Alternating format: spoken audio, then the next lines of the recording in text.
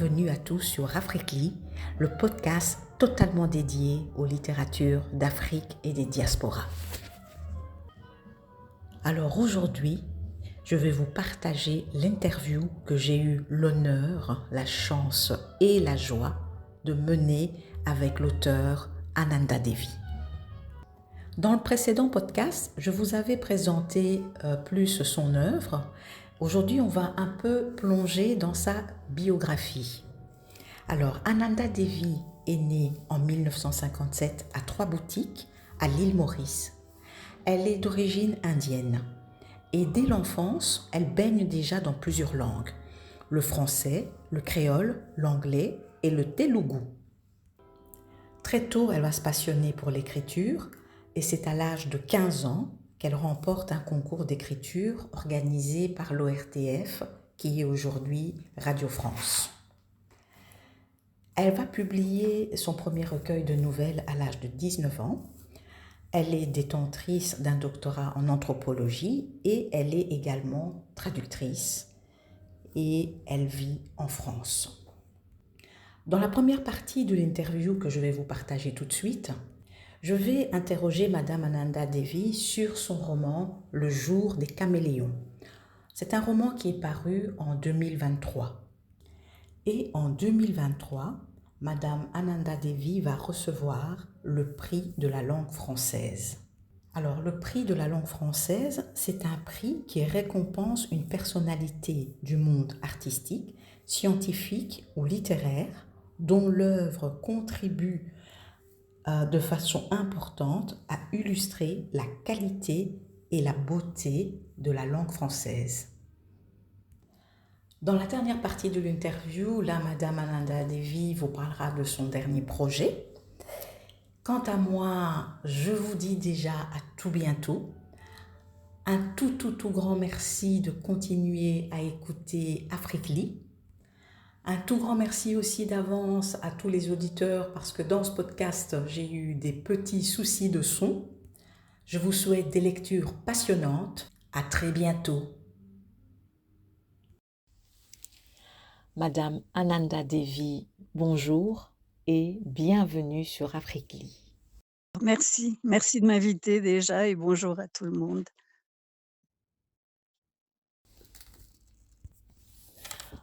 Pour commencer, je souhaiterais vous interviewer sur votre livre « Le jour des caméléons ». Et pour mes auditeurs, je vais rapidement résumer le roman et mentionner les thématiques principales. Alors dans ce roman, on va suivre 4 personnages. Tout d'abord, René et Sarah. René, c'est un homme fatigué par la vie et dont l'unique rayon de soleil, c'est sa nièce Sarah. Ensuite, il y a Mandini, une quinquagénaire qui vient de quitter son mari et son confort matériel. Et enfin, il y a Zig-Zig, un chef de bande assoiffé de vengeance. Alors le roman raconte ce que ces personnages vont vivre durant une seule journée. Alors l'autre personnage aussi de ce roman, c'est l'île elle-même, l'île qui se met en colère. Alors dans ce roman, il y a comme ça une tension qui monte tout au long de ce roman, mais il y a une tension dans la société. Il y a aussi une tension, l'île est en tension parce qu'il y a un volcan qui va peut-être exploser et au loin, il y a les caméléons qui observent. Alors, les thématiques principales de ce roman, il y a les conséquences de la colonisation, de la mondialisation. Il y a aussi les injustices sociales où l'extrême pauvreté côtoie l'indécente richesse, la domination patriarcale, la cohabitation entre différents groupes de population et enfin la force de la nature symbolisée par le caméléon.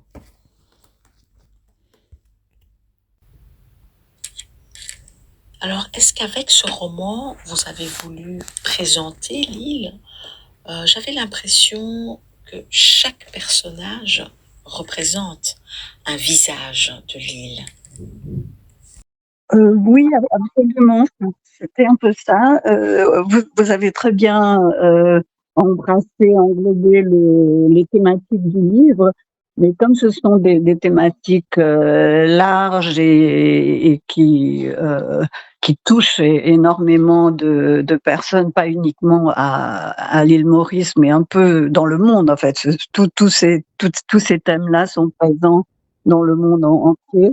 Donc je voulais un peu tout encapsuler à l'intérieur sur cette petite île de 1000 km², mais en même temps les exprimer à travers ce parcours de 4 personnages très différents, mais dont la rencontre fortuite cette journée-là en particulier va être le catalyseur, disons, de toute l'explosion après qui va se passer. Donc, c'était des personnages, oui, effectivement, qui devaient représenter différentes facettes de la société et ceux qui portent toute l'histoire. Votre roman m'a beaucoup parlé parce qu'il m'a fait penser à la situation en RDC et à d'autres pays. Et évidemment, ces situations, ça m'a fait penser à Haïti, sauf qu'en Haïti, là j'ai l'impression que c'est arrivé. Là, j'ai l'impression que c'est le pire qui est arrivé, puisque ce sont les gangs qui dirigent. Oui, donc avez-vous pensé à tous ces pays? Absolument, j'ai pensé effectivement l'Afrique du Sud, mais aussi les pays, Haïti certainement, et d'autres pays, comme on dit, du continent africain, mais pas seulement. Alors que, en fait, si aujourd'hui un touriste se rend à l'île Maurice, il ne sentira pas les mêmes risques ou les mêmes dangers qu'il ressentirait en Haïti, où en ce moment tout est en train de tout l'ordre social est en train de se désintégrer. Mais je situe mon roman dans un futur proche où justement cette classe de la population qui est absolument privilégiée, qui s'entoure de murs, mais qui est en train aussi de brader le pays en vendant d'immenses propriétés à des milliardaires qui viennent passer 15 jours là, et il faut des petites mains pour travailler sur ces propriétés. Euh, alors, et une autre partie de la population, elle, en fait, n'a plus rien, n'arrive même pas vraiment à s'acheter des produits de nécessité, de première nécessité. Et je vois tout cela comme justement une sorte de volcan de lave en ébullition qui attend d'exploser.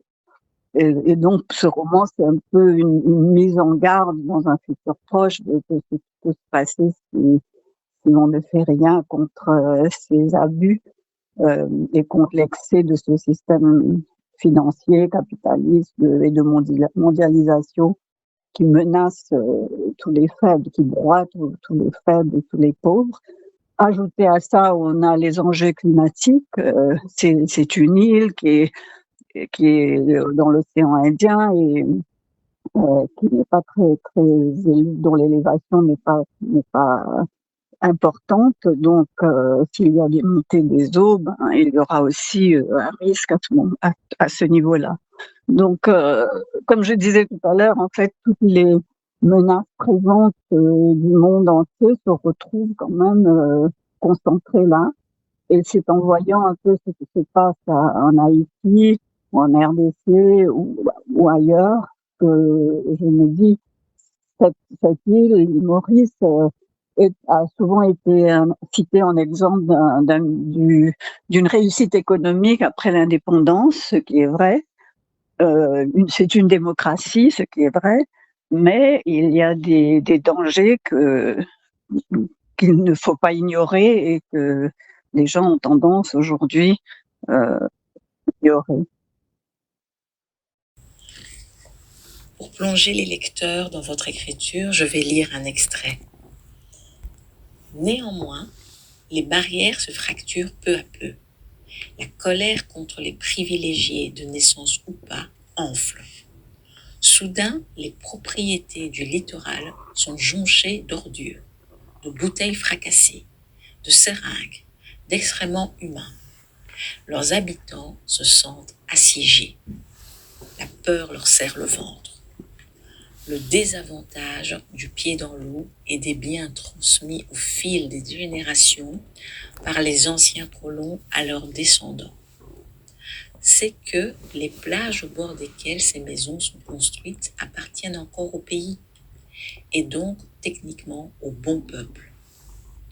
Tout le monde peut y accéder, même si pendant des générations, personne n'osait transgresser le bel ordre hiérarchique. Et les propriétaires jouissaient pleinement de leurs plages privées sans l'être. Les magnifiques maisons ouvertes sur le lagon ont leur talon d'Achille. Bientôt, ils feront comme les Sud-Africains qui annoncent la couleur d'emblée. Cette propriété est protégée par des gardes armés. Toute intrusion sera traitée comme une attaque. Je qualifierais votre roman de conte futuriste ou de roman philosophique, mais vous, comment qualifiez-vous votre roman? Souvent, je le décris comme, alors ça peut être un conte philosophique, ça peut être une fable écologique, aussi une tragédie classique, puisque tout se passe dans une journée, il y a une sorte d'unité de temps, de lieu et d'action. Donc, et c'est aussi un peu construit à la manière d'un polar, parce que avec ces 4 personnages, on ne sait pas ce qui va leur arriver, et donc on les suit face aux dangers qui les confrontent, enfin j'espère que les lecteurs les suivent en se disant mais qu'est-ce qui va leur arriver, qu'est-ce qui va leur arriver. Donc un suspense, une montée en tension, et c'est un peu tout ça qui s'est réuni dans ce roman. Donc c'est vraiment un roman, hein. Je l'ai construit de cette manière, mais je voulais aussi que ce soit un livre qui se lise avec qu'on ne s'enlise pas dans des réflexions trop philosophiques, mais qu'elles sont portées par le récit. Et donc dans ce sens-là, oui, c'est vraiment un roman que j'ai voulu écrire, mais qui cristallise un peu toutes ces préoccupations que j'ai à propos du monde et de mon pays aussi, bien sûr.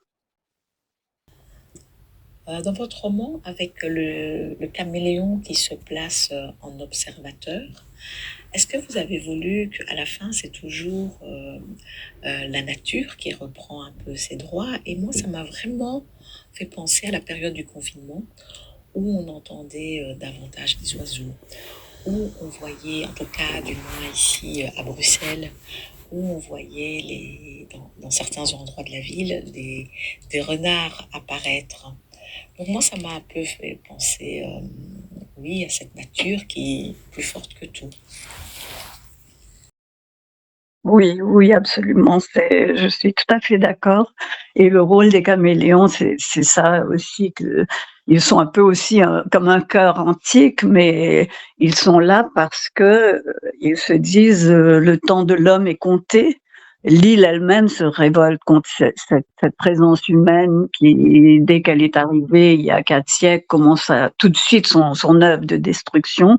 Et donc l'île aussi est en colère, se rebelle contre la présence humaine.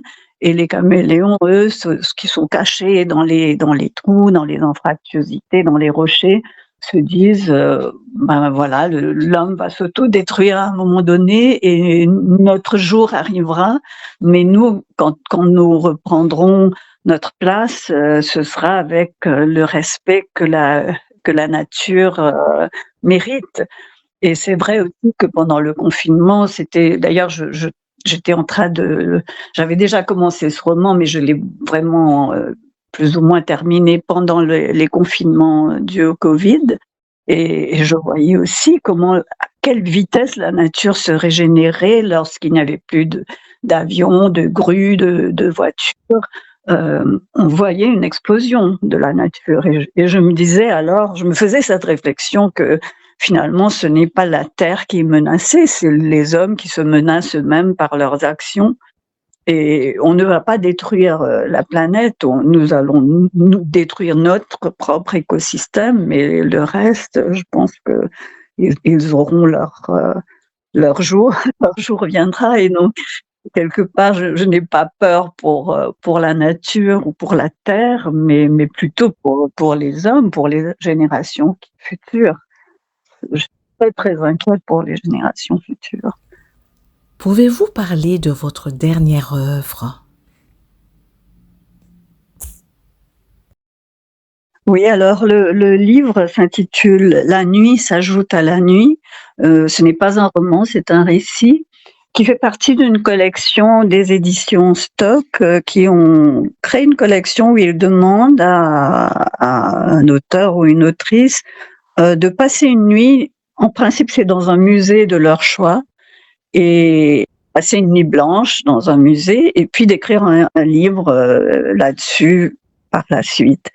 Lorsqu'on m'a proposé de faire partie de cette collection, moi j'ai pensé à un mémorial qui était une ancienne prison de la Seconde Guerre mondiale à Lyon, dans la ville de Lyon en France, parce que je l'avais déjà visité une fois et le lieu m'avait tellement chargé d'histoire, mais de douleur et de souffrance, et m'avait tellement bouleversée en fait que je me suis dit, pour écrire un livre sur une nuit passée en un lieu, il faut vraiment que ce lieu soit quelque chose qui me parle énormément, de manière très profonde, très, très intense. Alors j'ai posé ce mémorial et ils ont accepté, alors que ce n'est pas vraiment un musée, c'est vraiment, la prison a été maintenue en l'état. Et il y a eu des résistants comme Jean Moulin, Marc Bloch, Aubrac, Raymond Aubrac, etc., qui ont été emprisonnés là. Mais l'histoire de la prison elle-même couvre quasiment un siècle. Elle a été ouverte en 1921. Et donc, au moment de la guerre d'Algérie, il y a eu aussi des condamnés à mort algériens qui se battaient pour l'indépendance du pays, qui ont été incarcérés ça s'appelle la prison de Montluc, donc qui ont été incarcérés à Montluc, et 11 ont été guillotinés sur place. Et ensuite, après, elle devient une prison de droit commun, et la prison des femmes n'a fermé ses portes qu'en 2009.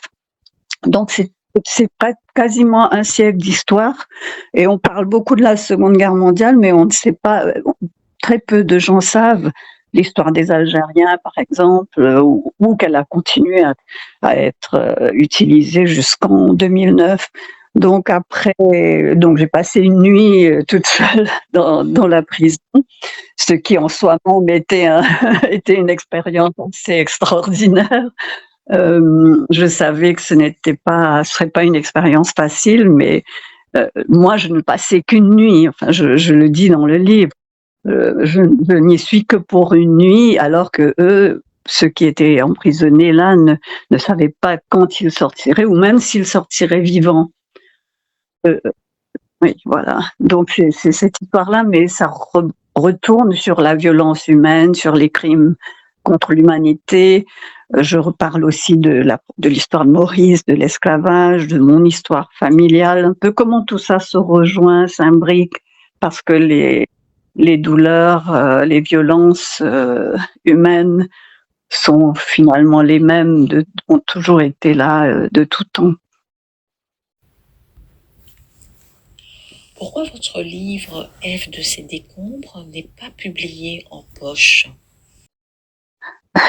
En fait, je crois que c'est un livre qui continue à vivre, en fait, même sous son format broché, comme on l'appelle, parce qu'il est parfois utilisé dans les lycées comme lecture pour le bac français. Donc, je pense que c'est parce que l'éditeur se dit, tant que le livre continue à se vendre tel quel, on n'a pas besoin de le faire sortir en poche. Mais il y a un projet un projet.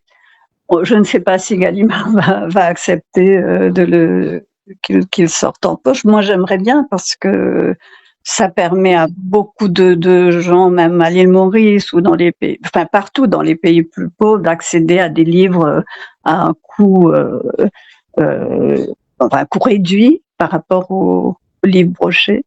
Mais j'ai plusieurs livres en poche, mais pas celui-là, donc.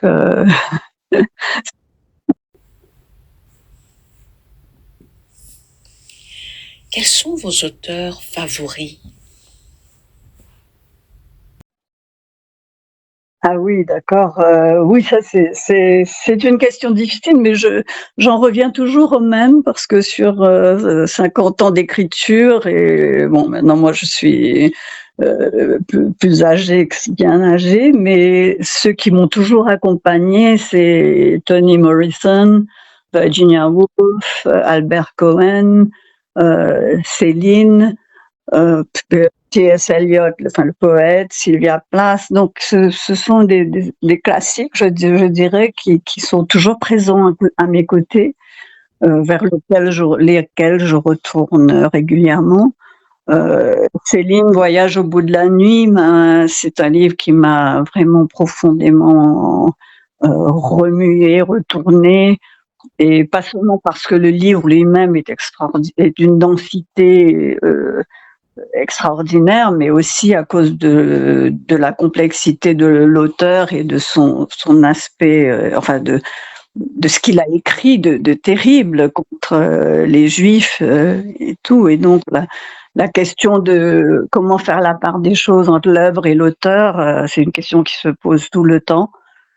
Et cela ne veut pas dire parce que parce que un auteur ou une autrice a des vues méprisables que leur œuvre n'est pas forcément une œuvre qui compte. Voilà, ce sont des questions qu'on se pose et qu'on continuera toujours à se poser. Madame Ananda Devi, un tout grand merci et je vous souhaite une excellente journée. Merci à vous, merci beaucoup.